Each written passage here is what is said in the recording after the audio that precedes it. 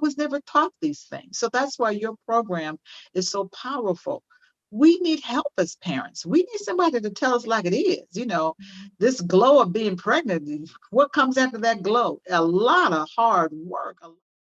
In this episode, we'll talk about the 5 emotional needs required for kids to thrive at home.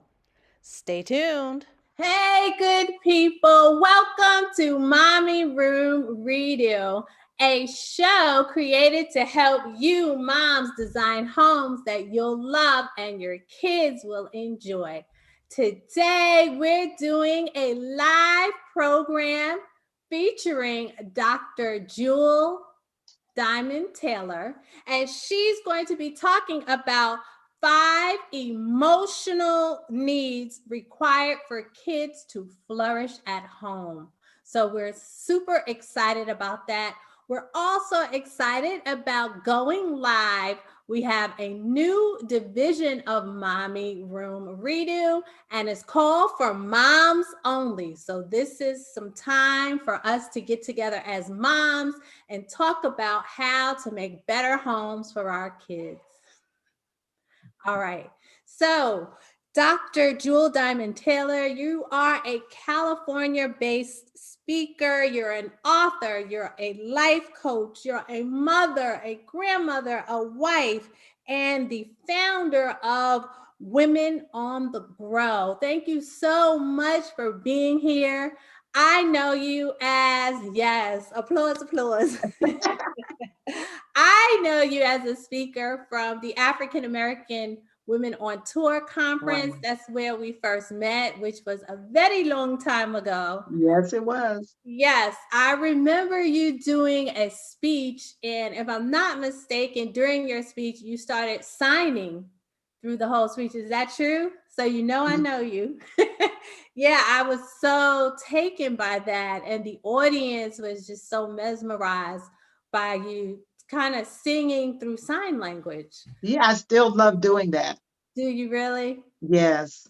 Yeah. So tell us what's been going on in the last XYZ years.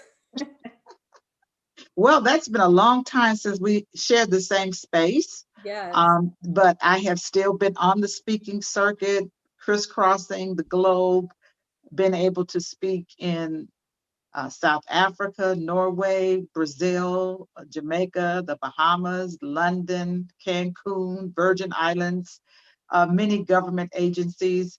But on a personal level, I've been able to overcome and work through the grief of losing my 38-year-old son to cancer.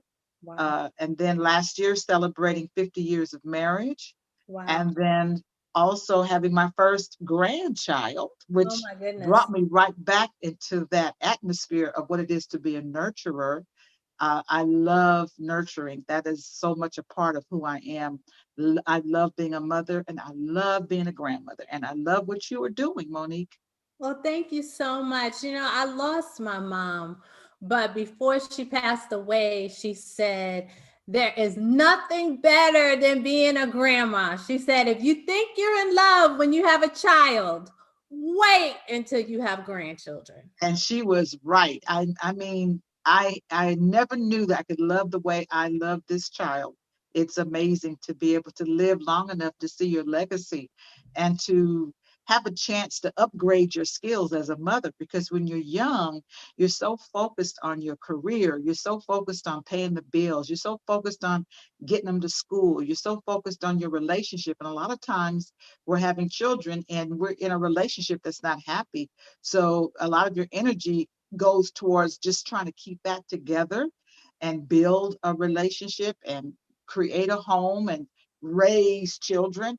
And a lot of times things, happen and you're not quite as effective as you could be. But once you become a grandmother and your temper has changed and matured and you have more free time and you have more wisdom, because you look back and you realize, man, if somebody had told me that. Wow. And so now you get a chance to, I call it a second chance, and I am loving every minute of it. Awesome. Well, congratulations to you. Congratulations to you. So I invited you today to talk about The 5 emotional needs required for kids to flourish at home. I have no idea what those needs are, but I understand that you have some insight from all of your experience on what they are. And I had advertised it as being 5 emotional needs, but there are actually 6. So I we have will a have a bonus point. bonus point at I the have a bonus point that I learned from having my grandson, and I got to shout out his name. Everybody that knows me, whenever I do anything, I always say Cody. That's his name. Whoa. Hi, But Cody. Welcome to the world. yeah, welcome to the world. And my initial college pursuit was to get a degree in psychology. I didn't complete getting my degree in psychology, but I've always been intrigued and continue to study behavior and continue to study child development. It's always fascinated me. And one of the things I learned are these points I'm going to share with your audience today, Monique. And should I go ahead with the first one? Absolutely. Okay. And they may seem so obvious, and we may be doing one of these points really well, and the other one, we may not realize that we're slipping in that area. But the first one is children need to feel safe. Mm-hmm. They need to feel that someone is there to protect them. And I'm going to tell you, as a life coach to adult women, I cannot tell you how many times I have worked with women that felt that they were not protected by their mother or father. They were molested, or they were raped, or they were left unsupervised. They were left with people that didn't have their best interest. I know people right now that are worried about their grandchildren because their children have addiction issues, they're unstable, and they worry about their grandchildren because they know their grandchild is not safe. So Wow. that is so important, that a child feels like you are there to protect me. That little child does not know how to say no. That little child is codependent on a parent to be present emotionally, to be present spiritually, and to be present physically. And a lot of times parents are working hard, or they're tired, or they're sick, or they've got some dysfunction from previous generations that have passed on. Making a child feel safe, that safe, you can come to me if you've got an issue. You're safe to come to me if you made a mistake. You're safe to come to me if you realize that you're hanging around the wrong kids, and they're luring you into some trouble, and you like, I'm afraid to say anything. Children are gonna make mistakes. They're gonna fall short, and if they don't feel like they're safe enough to come and say, "Mom or Dad, this is going on," or "I'm being tempted into sex," or "I'm being tempted into doing drugs," or "I'm being tempted to ditch school," or whatever. If the parent does not allow that child to feel safe enough, that child's going to make some poor choices. I am so glad you said that. What often comes up for me, and I have a daughter now, so it really comes up for me. When I was a teen, my cousin's cousin passed away as a result of an abortion. Mm, And no one knew she was pregnant. They didn't know who the guy was. And even to this day, I think about it and it breaks my heart. When I think about all the years that have gone by, all the things that we've done and everything. And she missed all of that simply because she couldn't communicate right. and didn't feel safe enough to tell someone what was going on with her. So That's a that is great That's huge. a great example, Monique. I mean, when we say children, we mean all the way from toddlers to just an adult child. Your adult child needs to feel safe enough, because they need to know that as a parent, we've fallen short. And if we present ourselves as perfect, if we present ourselves with these tight halos, our Mhm, children are never going to come to us, when they fall short. They're going to think, "Oh my God, I'm going to be judged. I'm going mhm. to be banned." I deal with so many people where their family has rejected them. They're not speaking to them. They've got secrets. So these issues that happen to a child when they're a toddler or in school, it follows them into adulthood, and then they become my clients. Wow, interesting. Yeah, that safe one really resonates because as a parent, sometimes we're strict and we try to have this image that we're so perfect, but Right. I definitely let my kids know, yes, I have made some mistakes. But I'm trying every day to do better. So, Wonderful. yeah, This is such a pillar that parents need to build the house for their children. They've got to feel safe. They got to feel like somebody got me, that I have unconditional love. And it's tough sometimes if their parent doesn't even have unconditional love for themselves. Again, if they're strict, like you said, and I know a lot of people who have this perfectionism, where they everything has to be perfect. In fact, I grew up in a home where we projected a certain image, mm-hmm. and as we got older, cousins and people said, "Oh, I thought you guys were just so happy and on." Like, no, you don't understand what was going on behind closed doors. It wasn't like it was horrific, but we didn't feel the warmth. We didn't feel safe to make a mistake or to say the wrong thing. It was just such a strict atmosphere that you feel suffocated. So we want to make our children to feel free, and not to the point that there's no structure, but they Right. do need to have some, as they grow, as they evolve, they need to have more and more latitude to feel like I can come to my parents with this particular issue. Yeah, absolutely. So it must be related that the next piece is security. So that must be related to feeling safe. And that's a little different. Security means that as a child, I can't go and make money to buy food. I can't pay the mortgage. I need to feel like I'm going to have the things I need to survive, physically as well as emotionally. Do I feel secure that there's going to be food on the table? Do I feel secure that I'm not, as I walk past homeless people, that I'm not going to be one of them? Do I feel secure in my personality? I had two sons, so different in every way. And so emotional security, giving your child the security of knowing, okay, I don't expect you to be like me or be like your daddy or be like, your brother, your sister. That pressure makes a person shrink. They don't feel secure in their own personhood. So we have to provide emotional and physical security, letting that child know that, again, it relates to what you said. It relates to the safety, but it's more tangible. It is a sense of, not only am I safe, but I'm secure. I have the things I need. See, safety means you're protecting me from harm, but security means I feel like I have a place to lay my head. I can open up the refrigerator and there's food. I can be different and still be secure in who I am without being judged. Does that make sense? It makes sense, but how do those people who aren't able to provide that, how do they make up for that, or how does that work? So you might Well, be a person where you are really living from pillow to post. How does that yeah. work for you and your Well, family? that's going to lead us to the next point, which is stability. Okay. That's the next one. When a child has stability, and there's nothing wrong with people moving. Military families do it. Sometimes the career demands that you move. Sometimes there's divorce.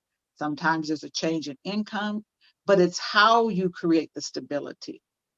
If the stability is erratic and there's no conversation and there's no um, sense of reasoning for it, if there's no way to create some type of a routine, then that instability will create some havoc in a child's mind.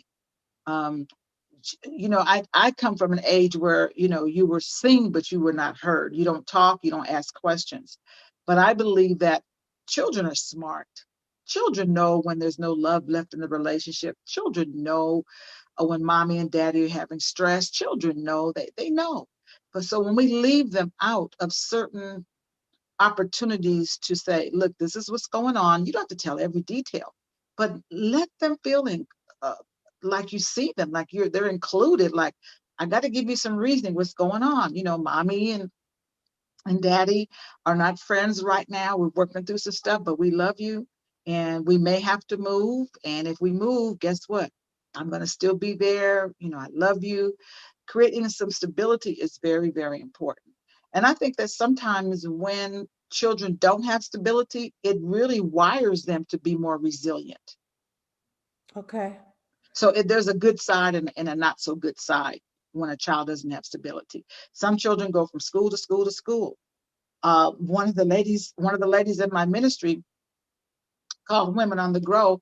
I can't remember the number, but it was a crazy number. I mean, she said she must have moved around like 30 times.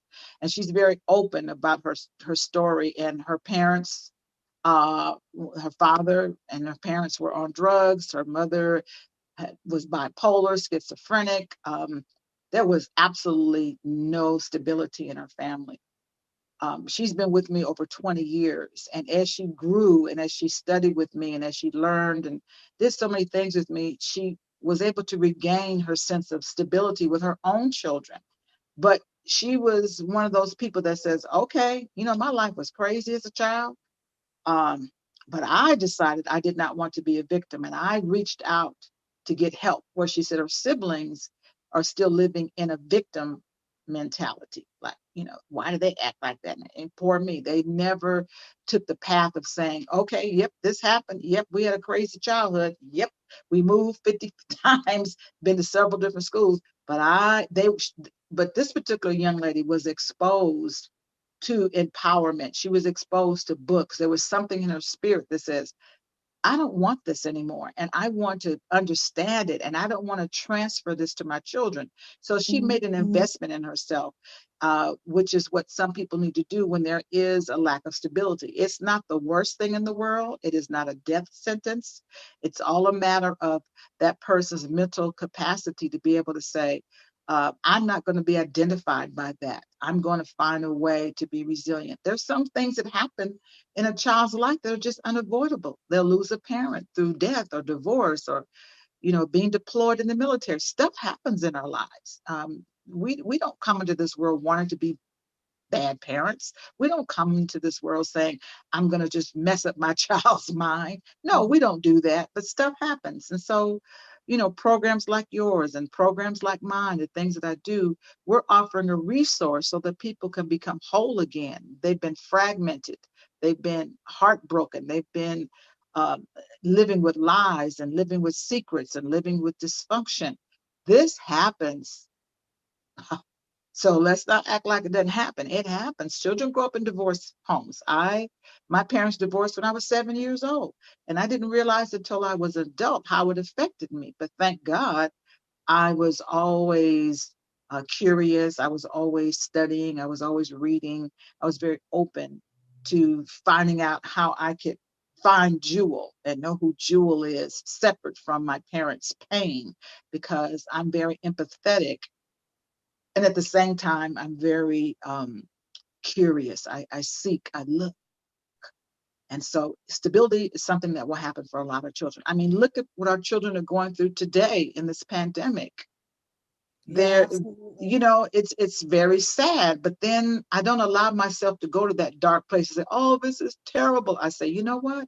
Children have gone through slavery. Children have gone through Holocaust. They Children have. have gone through poverty. Children have gone through floods and hurricanes and earthquakes and car accidents. And children, if properly, if they're exposed to the right people and resources, they can recover and they can be resilient. We are more resilient and smarter than we give ourselves credit for. But we have to decide, am I going to lean towards being a victim, or am I going to lean towards being victorious?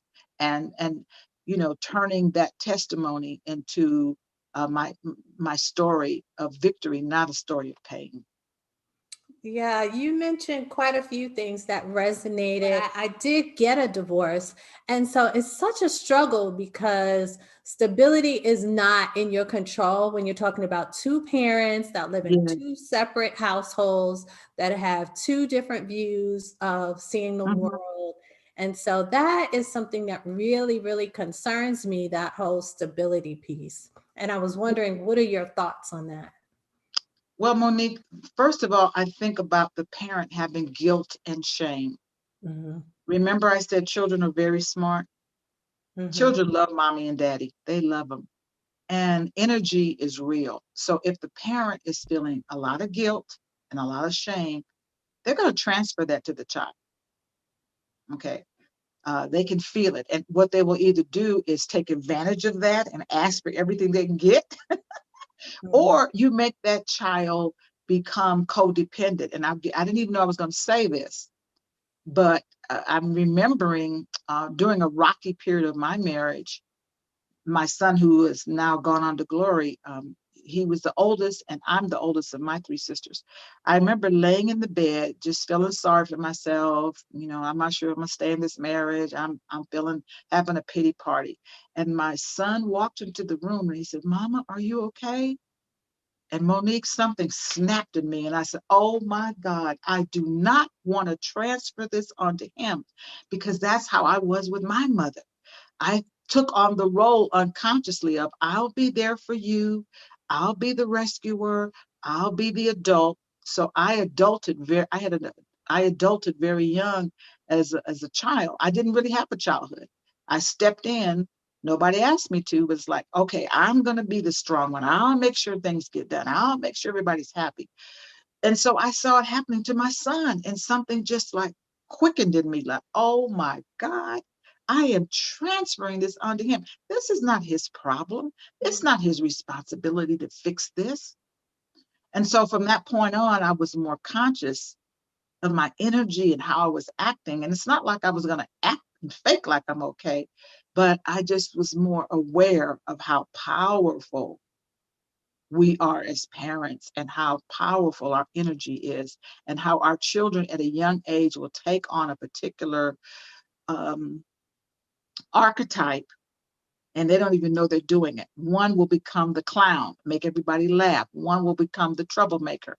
One will become the smart one, the pretty one, the sick one, the strong one, the leader, the healer. And we take on these roles because in the home, the child is picking up on the lack of stability, the lack of security, not feeling safe. That makes sense? Yeah, definitely. Definitely. I can appreciate that. Yeah. So let's talk about soothed. Woo. I am a natural soother. And to have the opportunity to hold my grandson and to calm him when he's crying, to be the one to say, that's what children do. Why is everybody upset? They cry. Let them cry. Or when he is having a little tantrum, when he doesn't get his way, it's not that you're spoiling, but you're acknowledging, oh, that's how you're feeling right now. What you do when you're not an informed, aware parent, you're like, be quiet. What's wrong with you? Shut up. And that's a parent who's already stressed. That's a parent who wants control. That's a parent that's tired. That's a parent that's agitated. That's a parent that's not aware. You're talking to a 2, 3, 4-year old that's crying, and you are hollering at that child rather than saying, Mommy's here, Daddy's here. Um, how, let me hold you. There's nothing wrong with that. There's nothing wrong with soothing them, because they learn very quickly that it's okay to cry. It's okay to have my emotions. And what happens, a child that is not soothed spiritually and emotionally by their mother, that child grows up to say, well, let me eat that cookie. Hmm. Well, let me just go to sleep. Nobody sees me. Well, let me have a drink. Let me have a cigarette. They're going to find a way to soothe themselves because no one was there for them to soothe and calm them. And our children, just like we as adults, are under tremendous stress. And sometimes it's we as parents that are putting stress on the child. You better get the A's. You better dress a certain way. Don't talk like that. And act like your sister or your brother. Or come on, let's go. And why did you say that? All of those things are putting pressure on a child. And don't cry. Little boys don't cry. Or little girls don't act like that. We put all this pressure so that when the child says, I got to shut down who I really am because I don't feel secure here. I can't really show up as myself. And Right. that was me as a child. I couldn't show up authentically as I am because I wanted to belong. I want to have security. I need food. I need shelter. I don't need to be kicked out of this house. So we shut down. And when you're not soothed, I was never soothed as a child. So I learned, then I am going to learn how to soothe other people, because I know that feeling of not being comforted. I know it. And so what I did, I just said, let me be a comforter. Where with some people, they will look for other ways to comfort themselves. Now, Monique, one way I did learn to comfort myself, and here's confession, is shopping. Okay. Which a lot of women do. A lot of Yeah, that was how it's rather than have an argument with my husband, rather than deal with whatever's going on.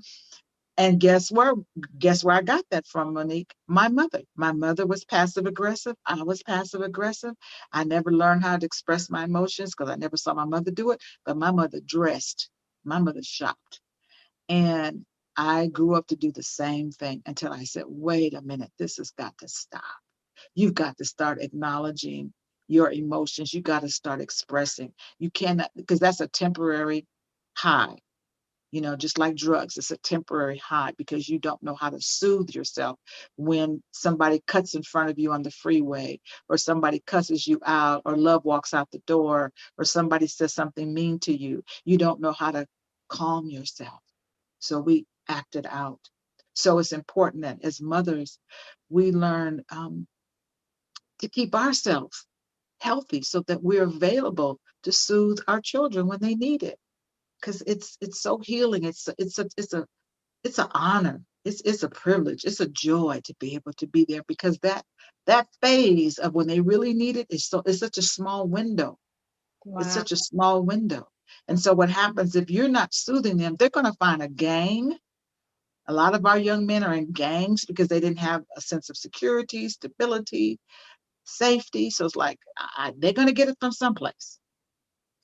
Well, I mean, in our community, though, there's this thought that everything has to be a certain way. You have to behave. I remember being young and in church. Hmm. I don't even remember what I did. I guess I looked the wrong way, didn't open the Bible. I don't know what I did. But I mean, when I got home, I was in a heap of trouble about whatever it was that I did in church. Yes, You yes. talk about young kids and a long service.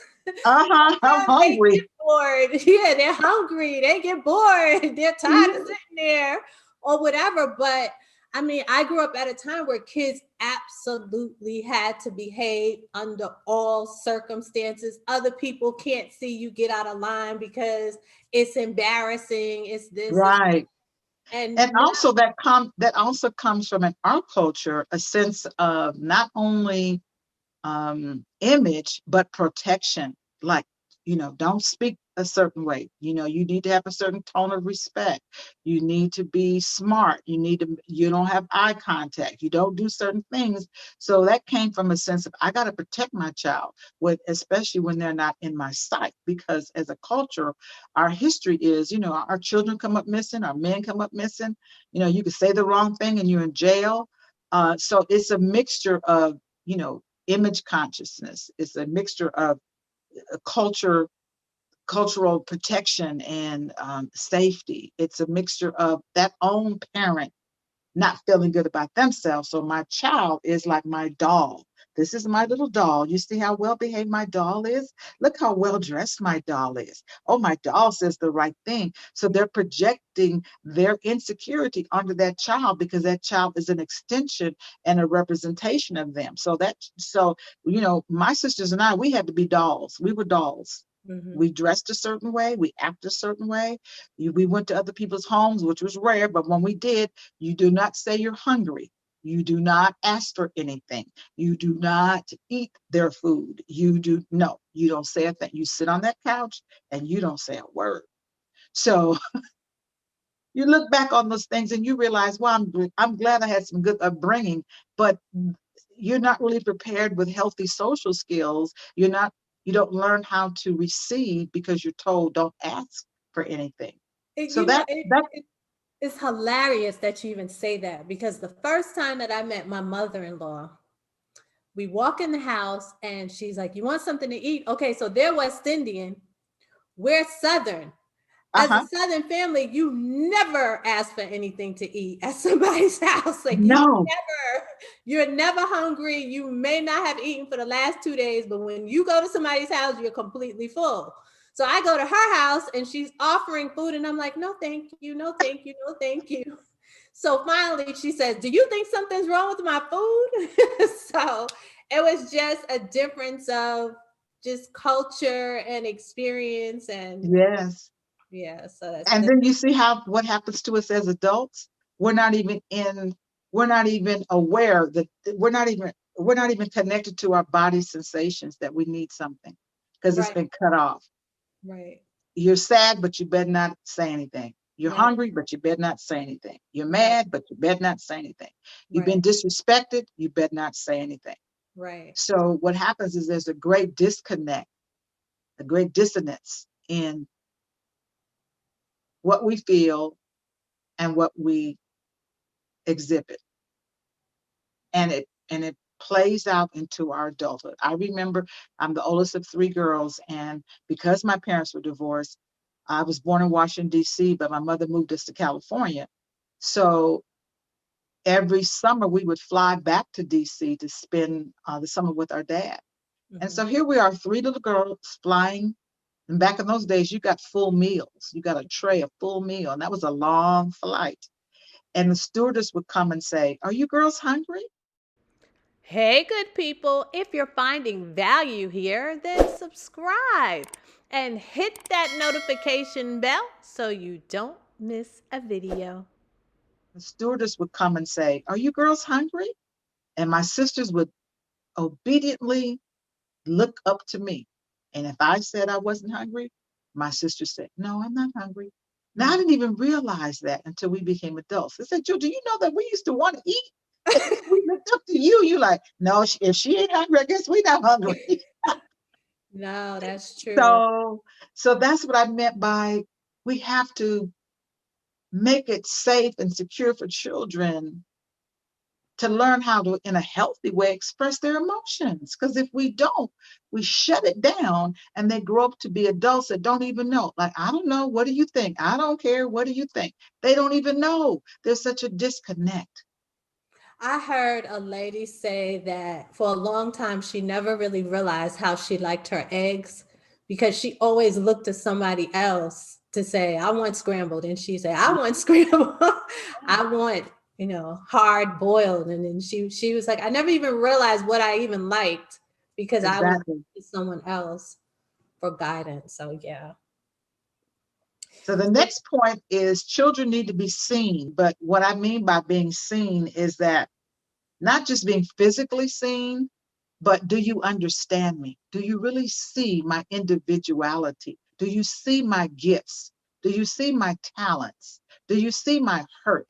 Do you see, um, do you understand me? And Monique, I can't believe you're pulling all these things out of me because something just came up again for me. And I got to take a deep breath because when my 38-year-old son was coming to the end of his life and we were taking care of him in our home, and he was very deep. He's just like me. And he looked at me and he said, "Mama, do you understand me? Do you get me?" And that was a deep question. It was like, "Yes, son, I see you. I get you." Because my son walked to the beat of a different drum. My son was so deep. And like I said, both my sons were so different. And I guess he just wanted to know before he left this earth that I see you. And I love that phrase because that's an African mindset. Instead of saying, "I love you," they walk around and say, "I see you." That Wow. means you see my soul. You see the God in me. And children they want to know that you see me beyond what clothes I have or what grades I get. Do you really see me? Do you see my value? Do you see what makes me different than my brother or my sister? And so when I have my grandchild, I laugh because, when he discovers something new or he's on the slide or he's doing something, he'll be engaged and all of a sudden he'll turn around to check to see if I see him. And it's Mm-hmm. like, "Yeah, I see you." So Mm-hmm. they're starting at a very young age, checking to see if the people that are important to them, that give them security and stability, that give them identity, that give them culture, does this person see me? I'm growing, I'm evolving. Now they don't have the language for that, but they have the sense of pride, like, "Oh, look at what I'm doing. Look what I just painted. Oh, I just found Yeah, this rock. absolutely. Oh, look at me." And it's like they're feeling this sense of endorphins and they're feeling these feelings of oxytocin and they're feeling these feelings of dopamine. Something is chemically happening to them. And it's like, yes. And they want somebody to cheer for them and to see them as they grow. So children need to be seen. And what happens again when mommy is tired, when mommy is stressed, when mommy is sad, when mommy is addicted, when mommy is angry, when mommy is busy working 2 or 3 jobs, she will not see her child. And that child will look for somebody else. And so she may get pregnant early. Wow. He may join a gang. They do all kind of, because they got to be seen. Does anybody see me? Does anybody see me? And so Wow. that's what we as mothers and creating a home, we're acknowledging that child, their accomplishments, their milestones, and we're connecting with them, and that's what they crave. And if we do that well, then they have a less chance of gravitating towards circles that will really bring them harm, because they give them a false sense of belonging and identity. And we are social creatures. We we cannot survive without belonging. We need to belong. We need to be seen. We cannot thrive. This is why, people have sororities and football teams and um, choirs and any type of an organization where you feel like, yeah, I'm a member of that. Yeah, I belong to that. Yep, that's my identity, Mm-hmm. because that's how we're wired. We need to feel that. So we need to give that to our children when they're young. The last point is, and I got this again from my grandson. Whenever he's with me, if I'm sweeping the floor, he wants to sweep the floor. If I'm bringing groceries out of the car, let me carry it, Grandma. Everything I'm doing, he wants to be a part of it. He wants to serve. And what we do as young mothers, if we're not aware, but put that down. I got it. I can do it myself. Leave me alone. Go play. But that child is letting you know they want to know that they can serve. They want to know that they can contribute.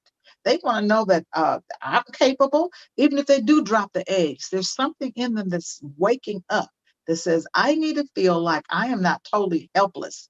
It is the beginning of them becoming independent. It is the beginning of a child learning how to serve other people. Because if a child never learns to help other people, to serve other people, to make a contribution, that child grows up very self-centered. It's all about me. Interesting. Yeah. So a child needs to know how to serve. You help me set the table, bring the groceries in, go get me that box, bring me a glass of water. Not that you're turning that child into a servant or a Right. bellhop, but you want to give them an opportunity to say, yeah, I did that. I remember uh, I had a relative visiting, and it was difficult for them to come up the stairs in my house. And so we jokingly said, Cody, push, help them get up the stairs. Honey, Cody pushed all the way up to the top of the stair. And when he got at the top, he said, yes. He just felt like, look what I did, you know. And so we give him as many opportunities as possible, even though he may make a mess. Yeah, you can do it. Yes, you can help. But He that's needs the to, difference with the grandma because, moms are upset and yeah. it's a reflection of your parenting that they messed up or they didn't. So And that's the it's not difference. so much that you messed up or I messed up as a young mother. I was never taught these things. So that's why your program is so powerful. We need help as parents. We need somebody to tell us like it is. This glow of being pregnant, what comes after that glow? A lot of hard work, a lot of sacrifice, a lot of building communication skills, a lot of patience, a lot of love, a lot of prayer, because bringing individual to this world is one of the hardest, most difficult, most sacred, most beautiful things we could ever do. But nobody helps us, but they'll point out what we're doing wrong. You sure will. And But call somebody else and about exactly. And this is why the village and the family and the tribe is so important, because we need to be around our elders. I'm grateful that I'm allowed to have time with my grandson, because I know that his parents are busy. I know that they're, striving and trying to make things happen. And so they're gonna miss certain things. I ain't mad at them because I can identify with that. But this is why multi-generational families being together and in close proximity, or at least living near each other, is so important to the development of the child. The child needs the wisdom of the elders. I mean, now that I'm an elder, now that I just celebrated my 70th birthday, I'm like, okay, I get it now. Oh, okay. I'm going to stand in this power because I know some stuff that I Right. didn't know years ago. And I'm excited about sharing it with others. So when you asked me to be a part of this, I was like, yes, God, it's this is where I am now in my life. I need to be pouring out. I got more days behind me than I do in front of me, and it's important that I share and shorten that, shorten that curve of mothers, you know, having regrets and having shame and having guilt. So we went through the 6 emotional needs required for kids to flourish at home. Just talk about some things that you would do differently. Like you're saying, when you look back from where you are now, I'm talking about as a mom. Just talk about some things that you would do differently if you could. Wow, Monique, girl, you're gonna have me crying because there's so much I would have done differently. And I've had to work through my own guilt and work through my own shame and work through my own regrets. It's like, I didn't know. I just didn't know. I didn't know.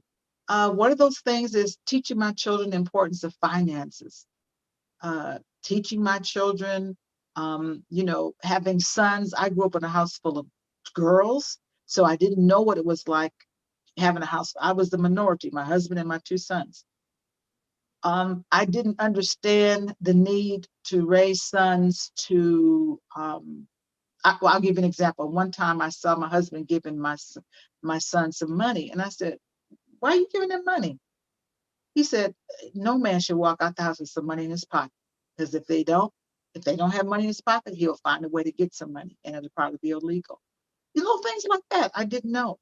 Mm-hmm. Um, I would have not. I jokingly, but it's not funny. I've Mm-hmm. always identified myself as a smother. I didn't realize how I was overprotective, how there were instances where they needed to experience some consequences. And I was like, Superwoman, da, da, da, da. No, no, no. I should have allowed them in certain situations, go ahead and deal with the consequences of some of your choices.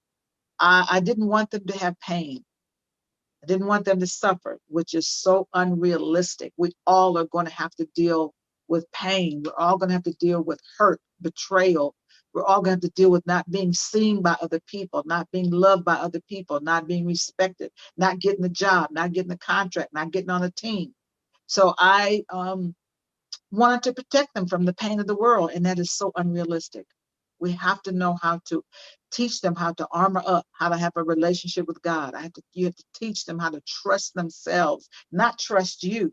And I used to always say jokingly in when I'd be at a podium, I'd say, "Oh, my sons think I'm the ATM, not the MOM." Well, guess why? Because I was acting like an ATM. Wow.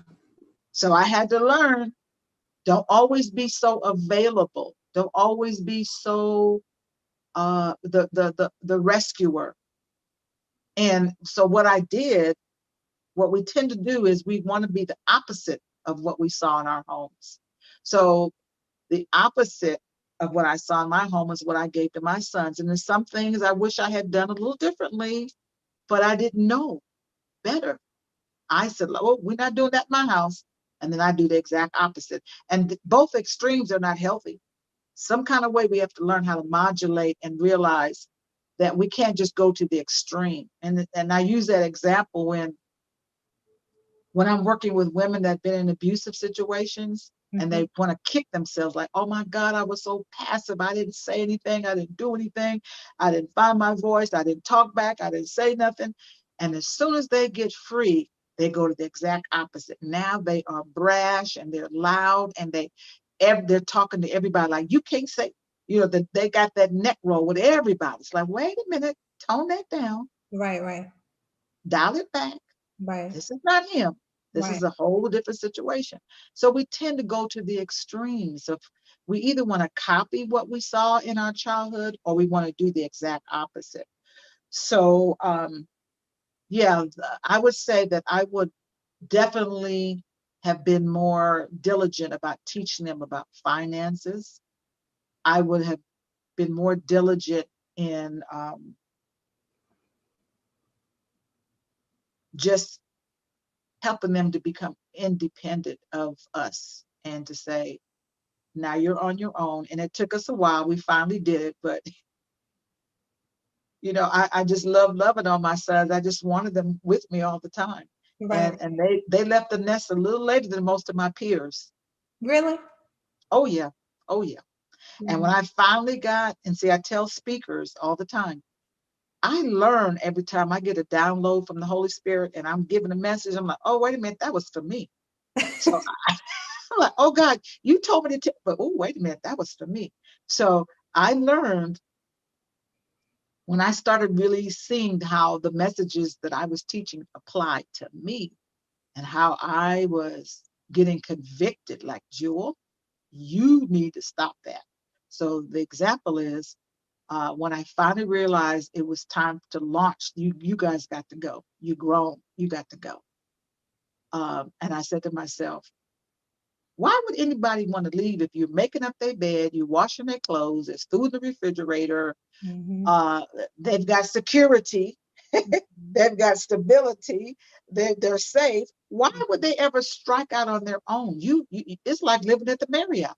Mhm. And I realized that I made it too comfortable, too safe, too secure. So I stopped cooking. I stopped doing things because, as I said, my nature, I'm a nurturer. I love mothering. I love giving. I love serving.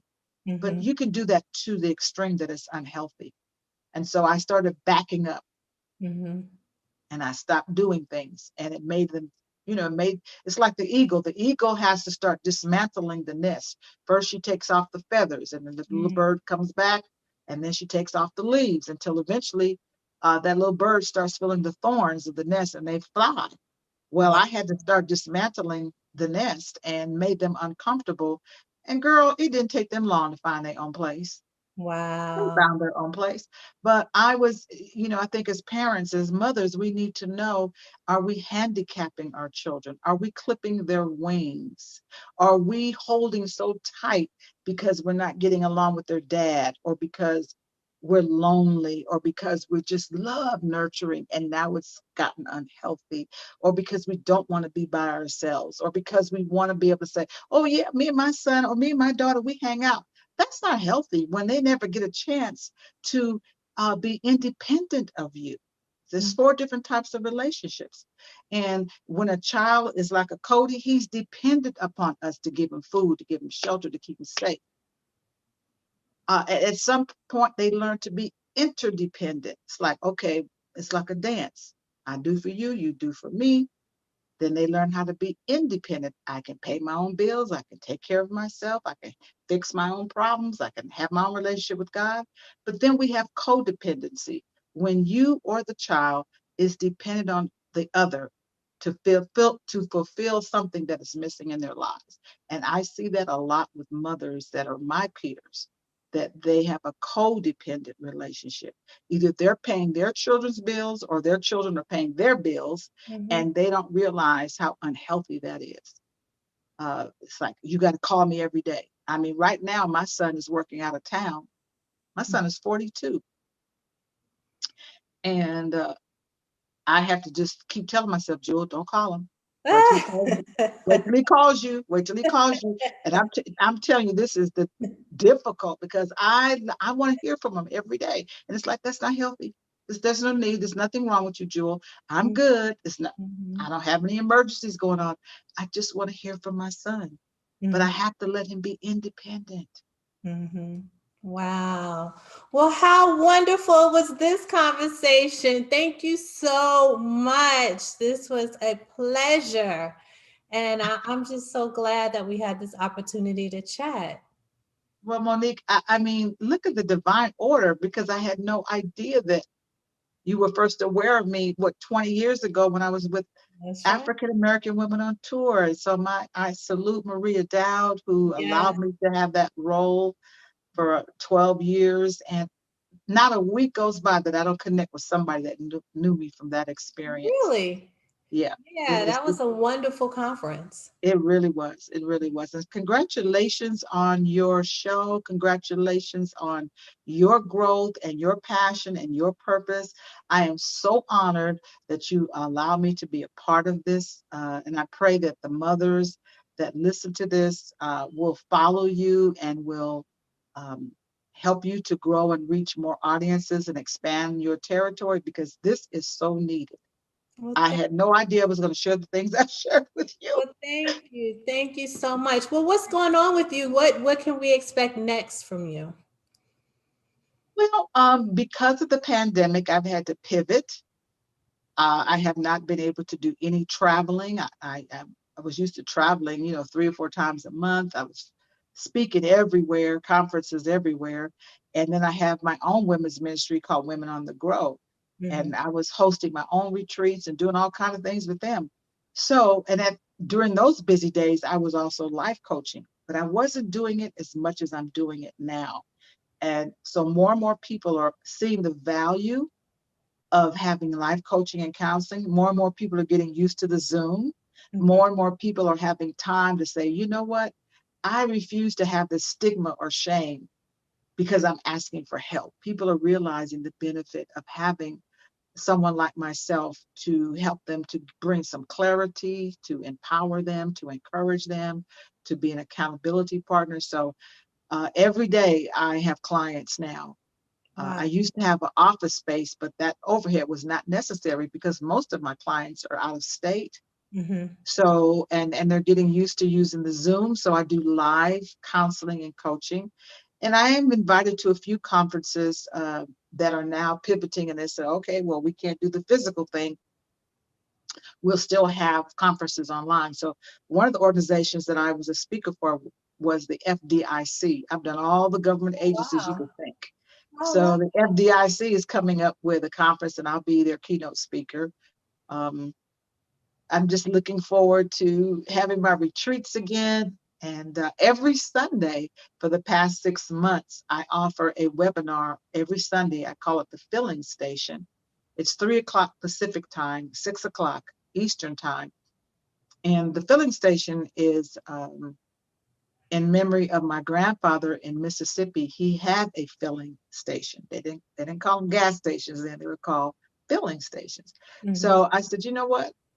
I want to, in honor of his memory, I remember walking down dirt roads in Vicksburg, Mississippi, and carrying him a bag lunch to the filling station. And then he'd open up the big Coke machine, and my reward was pulling out a grape or orange crush. Hmm. And so my thing is that through this pandemic or just through life, people are living and walking around in fumes. They're on empty. And they need to get filled back up with hope, filled back up with faith, filled back up with information and inspiration to keep them moving forward and not being stranded on the road, getting that premium fuel that I offer through my webinar that I do every Sunday. Wow. It's been amazing. Wow. Women all across the country attend, but mostly it's the women that are part of my tribe called the Women on the Grow. That is my 501c3 outreach nonprofit organization. And what we do is we offer coaching, books, materials, resources, money, prayers for women that are going through adversity, such as single parents, breast cancer, divorce, depression, trauma, homelessness. Uh, Grief is a big part of it because since I've had that experience of losing both my parents and my son, I'm very much aware of this process of grief. So I do a lot of grief counseling. So, in terms of our audience, would they connect with you, or is that something available for people not in your group? Or Oh, absolutely. It's open to okay, everybody. Yeah, it's okay, open. okay, Yeah, yeah. It's open to everyone. And they would either go to my email address, which is jewelmotivates@gmail.com and request the link and the password. okay. There is a nominal fee, or they can go to my website, jeweldiamondtaylor.com or womenonthegrow.org. Or here's another option, they can text me. And Okay. that number is 310-526-2552. They can text me and say, Jewel, I would like to get life coaching. I would like counseling. I'd like to get your books. I'd like to be a part of your webinar experiences. And that text number again is 310-526-2552.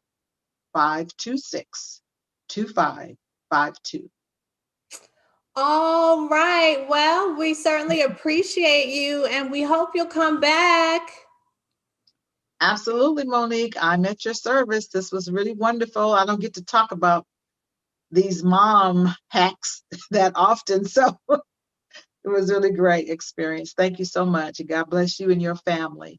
All right. And God bless you as well. And we look forward to having you back soon. Amen. Take care. Bye.